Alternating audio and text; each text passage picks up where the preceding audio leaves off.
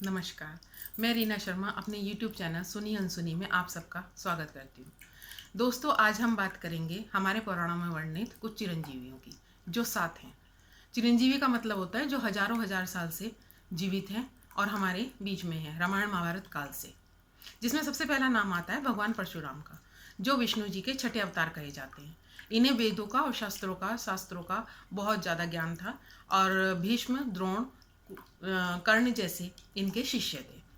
और इनका उस रामायण के टाइम में भी वर्णन मिलता है कि इन्होंने जो धनुष दिया था राजा जनक को, वो सीता स्वयंवर में राम जी ने तोड़ा था। तो इनकी लक्ष्मण जी से बहस भी थी इस बात में। तो ये वर्णित होता है कि रामायण महाभारत काल से ही आज तक जीवित है हमारे बीच में। दूसरे आते हैं अश्वत्थामा। अश्वत्थामा जी भगवान विष्णु, इनके शिव जी के अंशावतार कहे जाते हैं। लेकिन चूंकि इन्होंने महाभारत काल में कौरवों का साथ दिया था और उत्तरा का गर्भ नष्ट किया था, जिसकी वजह से कृष्ण जी ने इन्हें श्राप दिया था दुनिया जिंदगी भर भटकते रहने का, कि पूरी जिंदगी चिरंजीवी रह के ये भटकते रहेंगे अपने गाँव को लेकर। इसलिए अश्वत्थामा जी कभी चिरंजीवी में कहे जाते हैं। फिर आते हैं कृपाचार्य। कृपा और कृपी नाम के जो 2 बच्चे थे, ये उनको जंगल में मिले थे राजा शांतनु को। तो राजा शांतनु उनको ले आए थे और उनको गोद ले लिया था, जिसमें कृपी की शादी आगे चलकर गुरु द्रोण से हुई।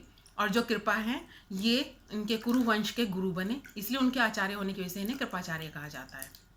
फिर जो हैं वो हैं वेद व्यास जी। वेद व्यास जी सत्यवती और ऋषि पराशर जी के पुत्र थे, जो ये धृतराष्ट्र, पांडु और विदुर जी के पिता भी थे।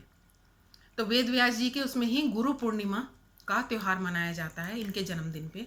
और जो गणेश जी को है वो सुनाई थी महाभारत वेद व्यास जी ने। फिर आते हैं हमारे महाबली, जो प्रहलाद जी के पौत्र थे तो ये असुर प्रजाति से, लेकिन बहुत ही धार्मिक थे, बहुत ज़्यादा अपनी प्रजा का ध्यान रखने वाले थे और इतने महाबली थे कि इन्होंने तीनों लोकों पर विजय प्राप्त कर ली थी। और देवता इनसे घबरा गए थे, विष्णु जी के पास गए तो विष्णु जी ने वामन रूप में अवतार लेकर इनसे 3 पग जमीन मांगी। 2 पग में ही उन्होंने पूरा लोक नाप लिए, तीनों लोक। और जब तीसरी पग रखने के लिए जगह नहीं मिली तो महाबली ने अपना सिर रख दिया था सामने, जिस पर वामन ने अपना पैर रखा, तो ये पाताल लोक चले गए। और चूंकि भगवान का पैर इनके सर पर था तो इनको स्वर्ग की प्राप्ति हुई। और जो केरल में ओणम का त्यौहार मनाया जाता है, वो इन्हीं की उसमें मनाया जाता है महाबली जी के लिए। और ये उस वक्त पृथ्वी पर आते हैं, इन्हें भी चिरंजीवी कहा जाता है। फिर आते हैं हमारे विभीषण जी।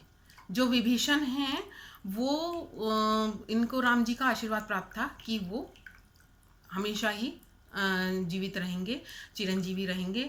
और इसका प्रमाण भी मिलता है कि जब इन्होंने राष्ट्रीय यज्ञ किया था युधिष्ठिर जी ने, तो उस समय जो घोड़ा छोड़ा गया था उसमें यही होता है कि जो राजा उनका आधिपत्य स्वीकार कर लेता है, वो घोड़े को मतलब जाने देता है अपने राज्य से, अदरवाइज घोड़े को अपना कब्जा कर लेता है और उससे उसकी लड़ाई होती है। तो इन्होंने उसको जाने दिया था घोड़े को राष्ट्रीय यज्ञ में, और इसका मतलब था कि उन्होंने युधिष्ठिर जी का आधिपत्य स्वीकार किया।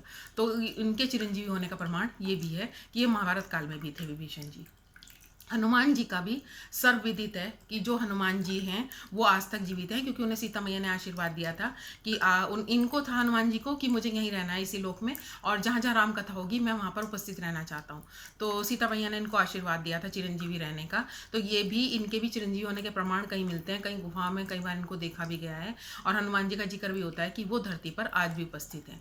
और ये जितने चिरंजीवी हैं, ये सब जो कल की अवतार कलयुग में लेंगे भगवान, उनका मार्गदर्शन करने के लिए, उनको शस्त्रों शास्त्रों की विद्या देने के लिए, ये सब आज भी पृथ्वी पर है। और जब कल की भगवान अपने अधर्म के नाश करके धर्म की स्थापना करके कलयुग से विदा लेंगे, तब ये सब के सब जितने भी चिरंजीवी हैं उन्हीं के साथ इस धरती से विदा हो जाएंगे।